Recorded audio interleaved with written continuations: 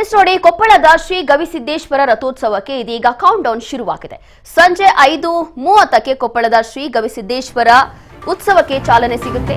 ದಕ್ಷಿಣ ಭಾರತದ ಕುಂಭಮೇಳ ಖ್ಯಾತಿಯ ರಥೋತ್ಸವ ಮೇಘಾಲಯ. ರಾಜ್ಯಪಾಲರಿಂದ ಉತ್ಸವಕ್ಕೆ ಚಾಲನೆ ಸಿಗಲಿದೆ. ರಾಜ್ಯಪಾಲ ಸಿಎಚ್ ವಿಜಯಶಂಕರ್ ಅವರಿಂದ ಚಾಲನೆ ಸಿಗುತ್ತೆ. ಇಡೀ ಕೊಪ್ಪಳ ನಗರಿ ಮಧುವಣಗಿತ್ತಿಯಂತೆ ಶೃಂಗಾರಗೊಂಡಿದೆ. ಮಹಾರಥೋತ್ಸವದ ನಂತರ ಕೈಲಾಸ ಮಂಟಪದಲ್ಲಿ ಸಭೆ ಕೂಡ ಮಾಡಲಾಗುತ್ತೆ. 3000 ಮಠದ ರಾಜಯೋಗೀಂದ್ರ ಸ್ವಾಮೀಜಿ, ಕಾಗಿನೆಲೆ ಸಂಸ್ಥಾನ ಕನಕ ಗುರುಪೀಠದ ನಿರಂಜನಾನಂದಪುರಿ, ಕಾಕಂಡಕಿ ಗುರುದೇವಾಶ್ರಮದ ಯೋಗೀಶ್ವರ ಶ್ರೀ ಪ್ರವಚನ.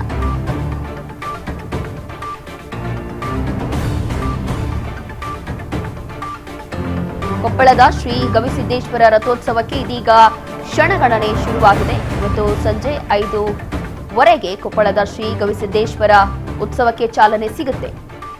ದಕ್ಷಿಣ ಭಾರತದ ಕುಂಭಮೇಳ ಖ್ಯಾತಿಯ ರಥೋತ್ಸವ.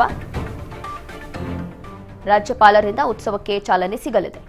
ರಾಜ್ಯಪಾಲ ಸಿಎಚ್ ವಿಜಯಶಂಕರ್ ಅವರಿಂದ ಚಾಲನೆ ಸಿಗುತ್ತೆ ಈ ಒಂದು ಐತಿಹಾಸಿಕ ಉತ್ಸವಕ್ಕೆ.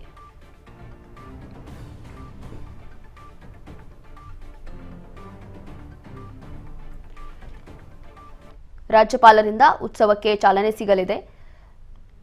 ಇಡೀ ಕೊಪ್ಪಳ ನಗರಿ ಶೃಂಗಾರಗೊಂಡಿದೆ. ದೀಪಾಲಂಕಾರದಿಂದ ವಿಶೇಷವಾದಂತಹ ಅಲಂಕಾರ ಎಲ್ಲವೂ ಕೂಡ ಮಾಡಲಾಗ್ತಾ ಇದೆ.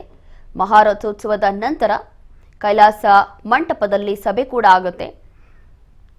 ಇಲ್ಲಿ ವಿಶೇಷವಾಗಿ ಕುಂಭಮೇಳ, ಕೊಪ್ಪಳದ ಶ್ರೀ ಗವಿಸಿದ್ದೇಶ್ವರ ರಥೋತ್ಸವಕ್ಕೆ ಅದರದ್ದೇ ಆದಂತಹ ಇತಿಹಾಸ ಇದೆ, ಅದರದ್ದೇ ಆದಂತಹ ಮಹತ್ವ ಕೂಡ ಇದೆ.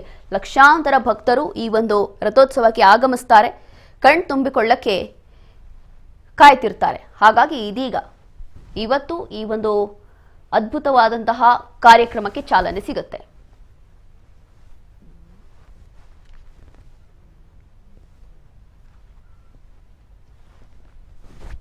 ಕೊಪ್ಪಳದ ಶ್ರೀ ಗವಿಸಿದ್ದೇಶ್ವರ ರಥೋತ್ಸವಕ್ಕೆ ಇನ್ನೇನು ಕೌಂಟ್ ಡೌನ್ ಶುರುವಾಗಿದೆ. ಇವತ್ತು ಸಂಜೆ 5:00ವರೆಗೆ ಕೊಪ್ಪಳದ ಶ್ರೀ ಗವಿಸಿದ್ದೇಶ್ವರ ಉತ್ಸವ ಕಾರ್ಯಕ್ರಮಕ್ಕೆ ಚಾಲನೆ ಸಿಗುತ್ತೆ.